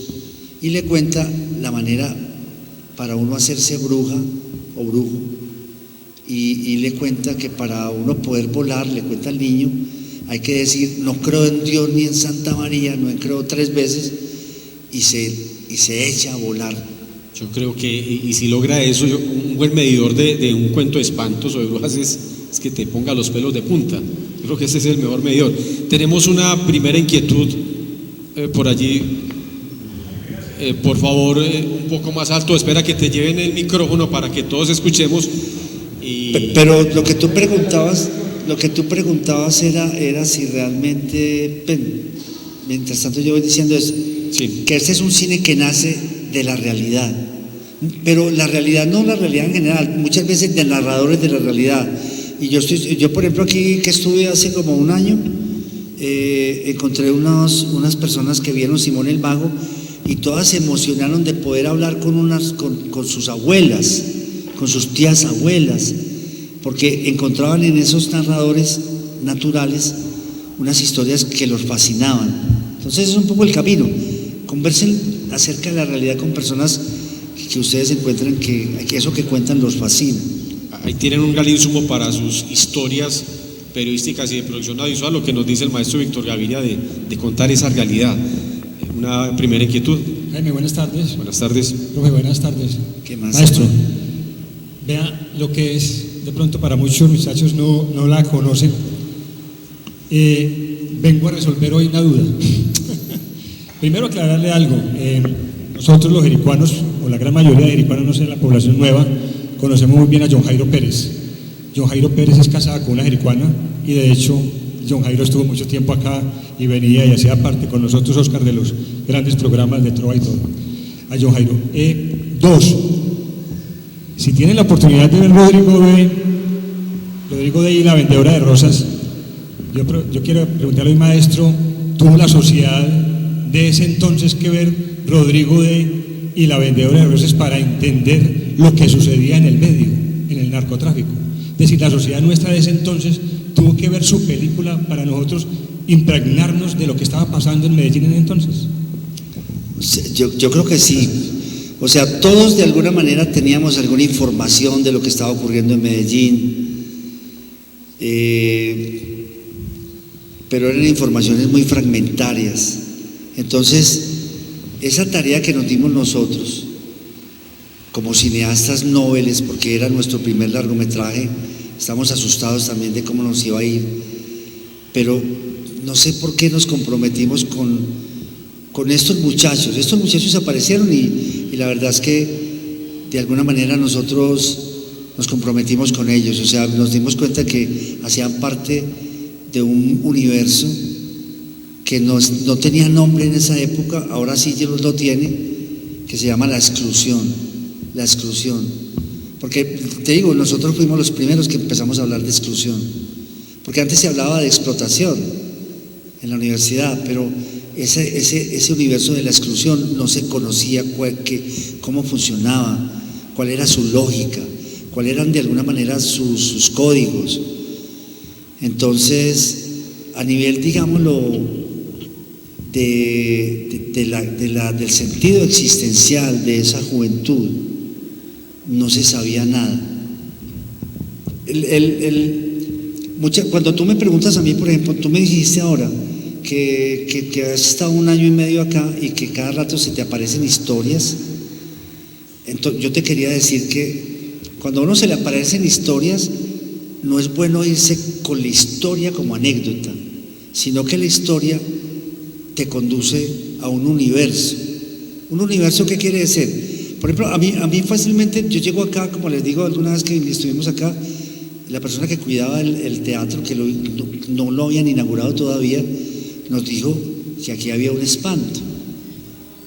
Entonces, yo podría hacer una historia sobre esa anécdota de ese espanto, pero hay otra manera, digámoslo, de entrar a esos mundos, y es que el espanto te lleva al universo de las creencias de espantos. O sea, lo interesante, lo mismo pasó, digámoslo, con estos muchachos en Rodrigo de No Futuro. Nosotros no nos enamoramos de una anécdota de un pelado, no nos concentramos en una anécdota, ¿sí me entienden? Sino que empezamos a dialogar con 10, 15, 20 pelados, y ellos nos contaron su vida, y entramos fue al universo de esos muchachos, porque lo interesante es entrar a los universos, ¿sí me entiendes? Nosotros después hicimos una película sobre el narcotráfico que se llamó Sumas y Restas. Entonces, digámoslo, no nos enamoramos de una anécdota del narcotráfico, sino que tratamos de entender el universo del narcotráfico. ¿Con quién? Con la gente que lo había vivido. Entonces, los universos muchas veces son producto de conversaciones con narradores distintos, que tienen distintos puntos de vista sobre un fenómeno, sobre una realidad. Entonces, por ejemplo, para definir lo que es el universo del narcotráfico, nosotros hablamos con hijos de narcotraficantes, cómo habían vivido, digámoslo, esa experiencia como hijos de un narcotraficante, con esposas de narcotraficantes, con personas que habían tenido amigos, digámoslo, narcotraficantes, que habían transportado droga de Medellín a Cartagena, que habían tenido caletas en sus casas donde habían guardado 100, 200 kilos de cocaína, con personas que habían sido pues los sicarios, lugartenientes ¿sí me entiende? Con todo ese mundo, con todo el mundo, gente que había llegado de Washington, de Nueva York, habían pagado cárcel en Estados Unidos, con gente que había trabajado con los Ochoa, con gente que tenía negocios en las 70 y se habían hecho amigos de narcotraficantes, o sea, con señoras cuyos hijos, señoras, digámoslo, muy decentes, que tenían hijos narcotraficantes, o sea, todos los puntos de vista. Eso es la forma de entrar, digámoslo, a un universo, y como les digo, esos universos no están en los libros, sino que están en las vivencias de las personas. Entonces, por eso es tan interesante, les digo, si ustedes en algún momento dicen, bueno, voy a buscar una película de realidad, voy a ir en búsqueda, tengo que construir un argumento, digámoslo, de 1 hora y media, de 2 horas de película, pero antes de entrar al argumento, voy a buscar el universo de donde sale ese argumento. Entonces, empiezo a grabar, y a grabar empiezo a analizar, y de ahí sale el argumento, pero tienes que ir al universo. Yo creo que es interesante eso. Sí, Víctor, o sea que ahora en esta situación que estamos viviendo, digámoslo, en un estallido social en Colombia, narra lo que a futuro veamos películas basadas en la protesta social. ¿Se imagina que a futuro se está construyendo un universo ahí? Sí, estoy seguro, digamos, que todas estas cosas que están ocurriendo simultáneamente en todas las ciudades, toda esa cantidad de jóvenes, seguramente la manera de poder entender y hacer un relato sobre eso que está pasando para entender qué es lo que está pasando, ¿cierto? Cuáles son las razones, las causas profundas de eso, pues lo más interesante, yo me imagino que, no sé si alguien lo está haciendo, pero alguien está recogiendo toda esa cantidad de testimonios aquí, allí, hablando con unos que vienen de unos barrios muy pobres, otros que vienen de barrios de clases medias, hablando con la policía misma también, hablando con los que de pronto aprovechan para robar o los que aprovechan para expresar, digámoslo, su odio total a la realidad, tantas cosas. ¿Alguna otra interpelación, un comentario, una pregunta para maestro Víctor Gaviria? Jorge Luis es periodista, realizador audiovisual, fue el corresponsal de Teleantioquia Noticias varios años, conoce muy bien la región del suroeste antioqueño y tiene entonces un aporte, una pregunta acá para Víctor Gaviria. No, Víctor, primero agradecerle por la presencia en nuestro municipio, a los muchachos también que hacen parte del semillero, muchas gracias. Ya esta es la segunda jornada en conversatorio, uno con Jaime, otro con usted. Yo estoy muy inquieto por el cine últimamente y quiero incursionar en ese mundo de hacer cine. Ahora lo veo como con mucho respeto porque me parece, como usted dice, un universo muy grande y que cuando uno lo vaya a coger creo que pues por lo menos debe estar consciente de dónde se está metiendo. Pero con esa trayectoria que usted tiene y en vista de todo lo que usted ha podido conversar con muchos jóvenes en muchos conversatorios en el país y fuera del país, ¿qué futuro le ve a nuestro cine, al cine colombiano? Se están perfilando buenos talentos, nuevos talentos. ¿Cree usted que estas generaciones sí tienen esos oídos y esos ojos y esas mentes abiertas a esas historias para después traducirlas en una película? Pues yo creo que nosotros cuando hicimos cine, digámoslo, durante los años 80, hicimos esos cortos, esos mediometrajes, hicimos Rodrigo de No Futuro, luego en el 90 hicimos La Vendedora de Rosas. Nosotros estábamos todo el tiempo, digámoslo, conversando con la gente que estudiaba en las universidades, con los estudiantes, pero yo no sé por qué había como una idea en las universidades de que no se podía hablar mal de la sociedad, no se podía hablar mal de la ciudad. Entonces todos estos jóvenes estaban como paralizados por esa orden que les daban social, de que no se podía hablar mal, de que el cine tenía que hacer quedar bien la ciudad. Veníamos de una etapa de Pablo Escobar, había que revertir esa mala opinión de la ciudad. Entonces se perdió una década entera de estudiantes que no fueron capaces de desobedecer esa orden de que había que hablar bien de Medellín y de la sociedad antioqueña. Pero en estas últimas 2 décadas, desde el 2003 que se crea la ley del cine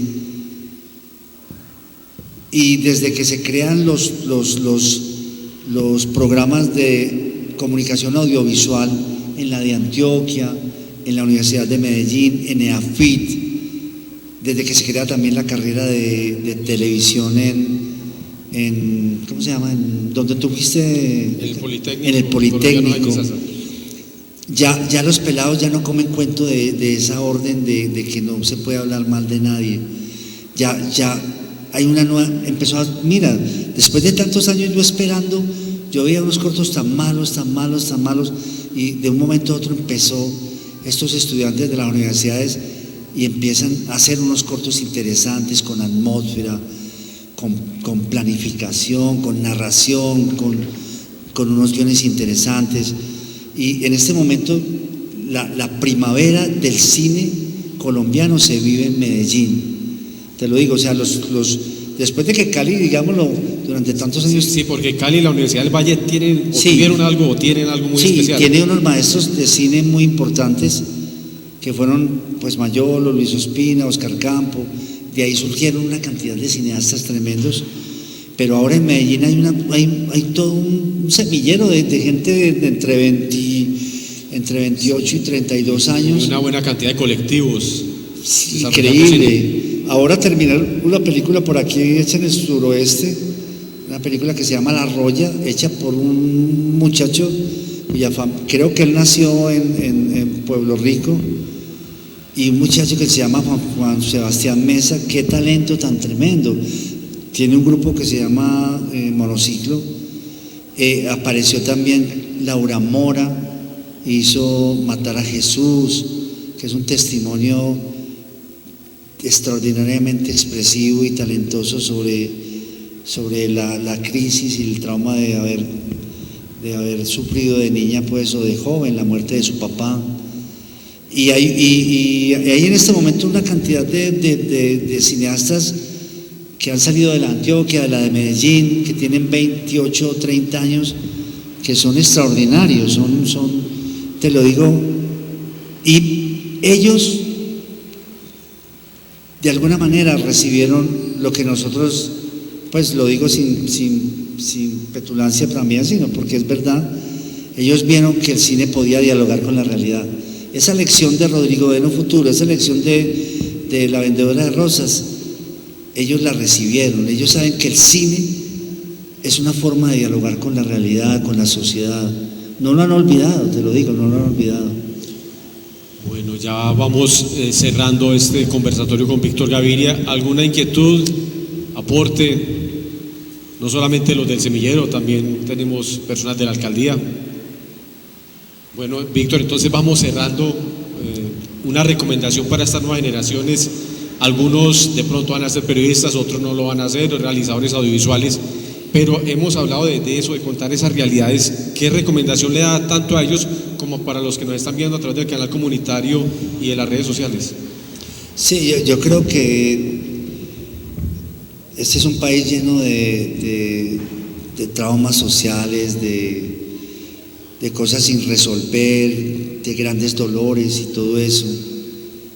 Yo personalmente, digámoslo, siempre he estado de acuerdo con la propuesta que surgió a partir de los acuerdos de paz, de poder hablar con todas las comunidades que sufrieron la violencia, digámoslo, del conflicto político. Muchísima gente sin esperarlo, sin merecerlo, sufrieron unos castigos enormes y unos grandes dolores por la violencia, ¿cierto? Comunidades enteras que tuvieron que desplazarse, el desplazamiento forzado. Y yo creo que eso esa metodología para enfrentar todos estos periodos, digámoslo, infames y dolorosos, la verdad es muy importante. O sea, eso que se llama de verdad, perdón, justicia, reparación, ese elemento de la verdad es fundamental. Este es un país que necesita conocer la verdad. Todo el mundo necesita conocer la verdad. Así como nosotros conocimos un poco la verdad a través de Rodrigo D. en los años 80, este es un país en donde hay muchas cosas que la gente que no se pueden olvidar, que hay que ir a buscar la verdad de esos momentos. Entonces, yo creo que toda esa gente que está con curiosidad, interesada por el cine, sé que algo dentro de ellos los timbra muy profundamente, algo los llama la atención. Yo me imagino que es ir en busca de esas verdades, de esos dolores, y les propongo que lo hagan. Si alguien está estudiando cine, si alguien quiere hacer un documental, si alguien quiere empezar una experiencia de narración audiovisual de una manera, de otra, a través de un pequeño relato, de pronto ese camino les va abriendo una gran posibilidad, pero estamos necesitados de todos los jóvenes que quieren hacer cine y audiovisual o periodismo también, obviamente, para que busquen la verdad, para que vayan a buscar esas verdades, reconstruyan esas verdades profundamente, quién fue, cómo fue, por qué fue, cuándo fue, y necesitamos esa verdad. O sea, la verdad, no podemos vivir sin esas verdades. Entonces, hagan cine para que, por favor, nos contribuyan a buscar, a a que este país tenga memoria, de verdad. Bueno, muchas gracias. Especial gratitud para Víctor Gaviria, a ustedes por estar esta tarde con nosotros acá. Seguramente Jorge Luis les va a colocar alguna tarea, es lo que yo espero, con base en el conversatorio de hoy. Víctor, esperamos que vuelvas a Jericó, no te demores tanto en regresar para que hagamos realizaciones alrededor de este tema tan bonito del cine. A ustedes muchas gracias por estar con nosotros. Le doy la palabra al señor Oscar. Muchas gracias. Qué tarde tan maravillosa, pero no sin antes decirles a ustedes que este agradable momento, con los conocimientos y en esta conversación, se lleva todo el aplauso bien, pero bien grande de ustedes y la buena cantidad de que les cuento estuvieron conectados hasta este momento. Maestro Gaviria, maestro Jaime, ha sido una tarde muy fructífera y esperamos que no sea la única oportunidad, sino que tengamos otros momentos para fortalecer los conocimientos y sobre todo para hacer esto, afianzar los vínculos de la amistad, que eso es lo que también hace que esta patria tenga un sentimiento de paz. Maestro Gaviria. Claro que sí. Muchas gracias, muchachos, a todos, y ojalá tengamos la oportunidad más adelante de pronto de proyectar las películas, hacer de pronto un taller de viendo estas películas. Y muchas gracias por la invitación, viejo Jaime. Nos apuntamos a esas. Ustedes son gente maravillosa, gente de cultura. El aplauso para ellos por este momento que hemos vivido en la tarde del día de hoy. Muchas gracias a quienes nos siguieron a través de la televisión. Muchas gracias a quienes nos siguieron en las redes sociales. Vamos a estar a las 4:30. Ahí yo sí tengo unos invitados para conversar con los jóvenes acerca de temas que nos acercan también a esta sociedad colombiana. Para todos ustedes, un resto de tarde muy feliz. Nos vemos aquí en esta misma frecuencia de este canal, en JTV Global Televisión, a través de las redes sociales y a través de los diferentes medios con los que vamos a compartir en esa conversación que vamos a dirigir esta tarde en Conversaciones por la Paz. Buenas tardes para todos y muchas gracias.